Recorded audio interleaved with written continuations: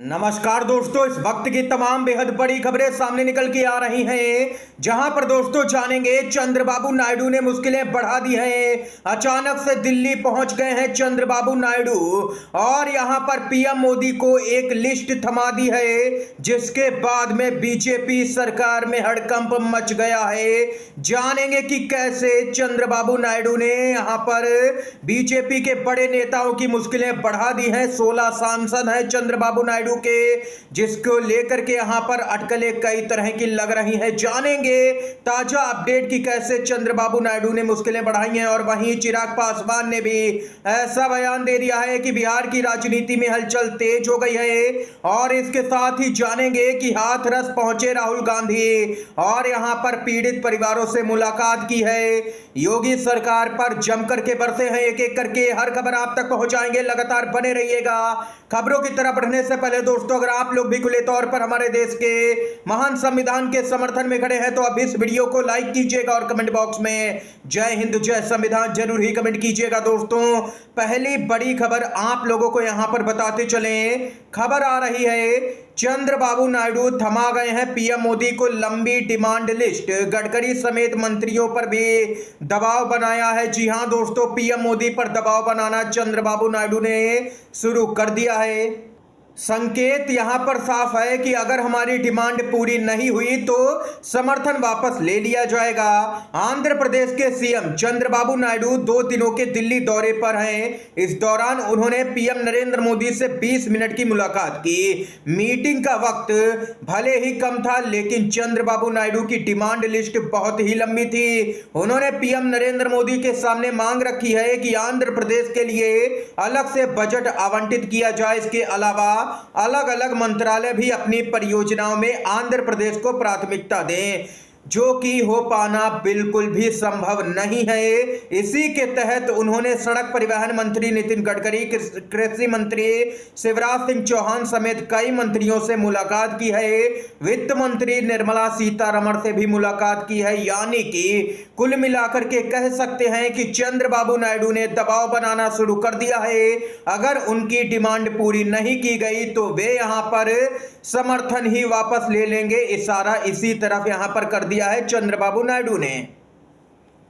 बताते चले जानकारी के लिए कि केंद्र की एनडीए सरकार में बड़ी हिस्सेदारी रखने वाले चंद्रबाबू नायडू इस बात का एहसास कर चुके हैं कि आंध्र प्रदेश को विशेष राज्य का दर्जा नहीं मिल सकता है। ऐसे में उनकी मांग स्पेशल पैकेज पर आ गई है। सूत्रों का कहना है कि उन्होंने पीएम मोदी से आंध्र प्रदेश पर 13 लाख करोड़ रुपए के कर्ज का मुद्दा उठाया है। यहां पर दोस्तों देख सकते हैं कि अब आप लोग समझ ही जाइए कि चंद्रबाबू नायडू ने क्यों कोई मंत्रालय नहीं लिया है बड़ा, और यहां पर आखिर क्या डील हुई अब खुलकर के सामने आ रही है। मामला है 13 लाख करोड़ रुपए का। ये यहां पर दोस्तों खबर सामने निकल के आई है।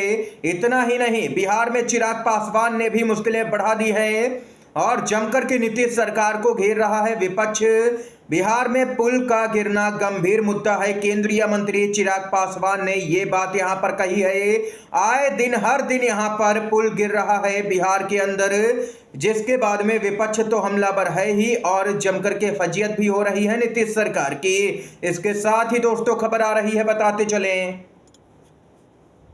हाथरस पहुंचे राहुल गांधी का बड़ा बयान। लोगों ने हादसे का जिम्मेदार प्रशासन को बताया है। बोले राहुल गांधी, प्रशासन की गलती से भगदड़ हुई है। जी हां दोस्तों, राहुल गांधी ने कहा कि हम पार्टी के जरिए मदद करेंगे।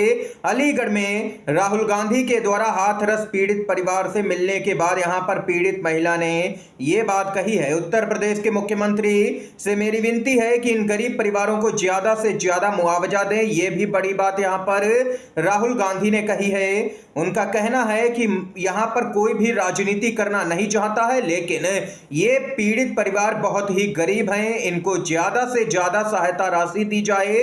कांग्रेस पार्टी ने यह मांग कर दी है और राहुल गांधी ने तो यहां तक कह दिया है कि पार्टी से भी जो बन पड़ेगा वो यहां पर करेंगे। ये राहुल गांधी ने साफ तौर पर कहा है। इसके साथ ही बड़ी खबर आ रही है, कांग्रेस में शामिल होने वाले बीआरएस के सांसद केशव राव ने राज्यसभा की सदस्यता से इस्तीफा दे दिया है।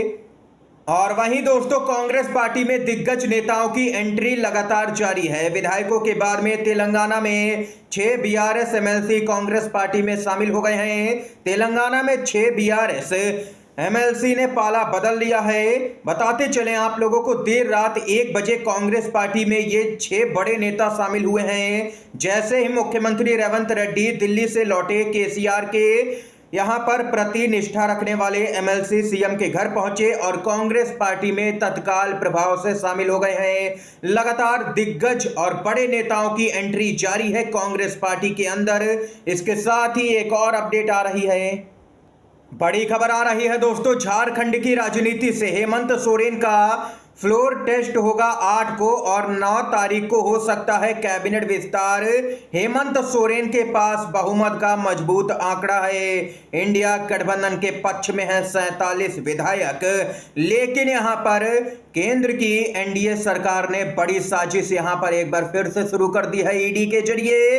खबर आ रही है हेमंत सोरेन फिर बने झारखंड के मुख्यमंत्री, जिसके बाद में ईडी एक्टिव कर दी गई है। सुप्रीम कोर्ट में जमानत को चुनौती देगी ईडी। हेमंत सोरेन ने तीसरी बार झारखंड के मुख्यमंत्री पद की शपथ तो ले ली है, लेकिन कथित भूमि घोटाले से संबंधित मनी लॉन्ड्रिंग केस में उन्हें जमानत दिए जाने के झारखंड हाई कोर्ट के आदेश के खिलाफ में ईडी शीघ्र ही सुप्रीम कोर्ट का दरवाजा खटखटाएगी। हाई कोर्ट ने ऑर्डर में साफ तौर पर कहा कि हेमंत सोरेन का घोटाले से दूर दूर तक कनेक्शन नजर नहीं आ रहा है और यहां तक ईडी के पास में कोई भी पुख्ता सबूत तक मौजूद नहीं है।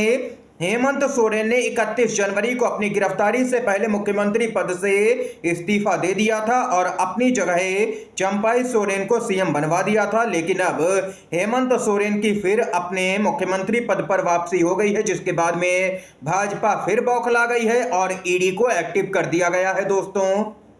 इसके साथ ही एक और अपडेट आ रही है, केजरीवाल की जमानत पर आगे आए हैं 150 वकील। सीजीआई डीवाई चंद्रचूड़ को लिखा लेटर जज पर भी सवाल उठा दिए हैं। दिल्ली के मुख्यमंत्री अरविंद केजरीवाल जेल में हैं और इस बीच आप लोगों को बताते चले, दिल्ली हाई कोर्ट और निचली अदालतों में प्रैक्टिस करने वाले करीब 150 वकीलों ने दिल्ली के सीएम अरविंद केजरीवाल की जमानत पर हाई कोर्ट के द्वारा स्टे लगाने के फैसले को लेकर के सीजीआई को चिट्ठी लिखी है। पत्र में कहा गया है कि केजरीवाल की जमानत अर्जी पर जज फैसला लेने में देरी कर रहे हैं और लगातार लंबी लंबी तारीखें दे रहे हैं। इस चिट्ठी में यह भी कहा गया है कि हाई कोर्ट के जज जस्टिस सुधीर जैन को केजरीवाल की जमानत के खिलाफ ईडी की अर्जी पर सुनवाई नहीं करनी चाहिए थी, क्योंकि जस्टिस सुधीर जैन के भाई अनुराग जैन ईडी के वकील हैं। इसलिए यहां पर जिन जज ने केजरीवाल की जमानत यहां पर रद्द की है और वो यहां पर देख सकते हैं उन्हीं जज पर सवाल खड़े कर दिए हैं वकीलों ने। इस समय की दोस्तों आज की तमाम बेहद बड़ी खबरें, मुख्य समाचार थे जो हमने आप लोगों तक पहुंचाए। वीडियो अगर दोस्तों पसंद आया हो तो लाइक कीजिएगा, शेयर कीजिएगा। इन खबरों को अपने दोस्तों में आप सभी का वीडियो देखने के लिए बहुत बहुत धन्यवाद। जय हिंद, जय भारत।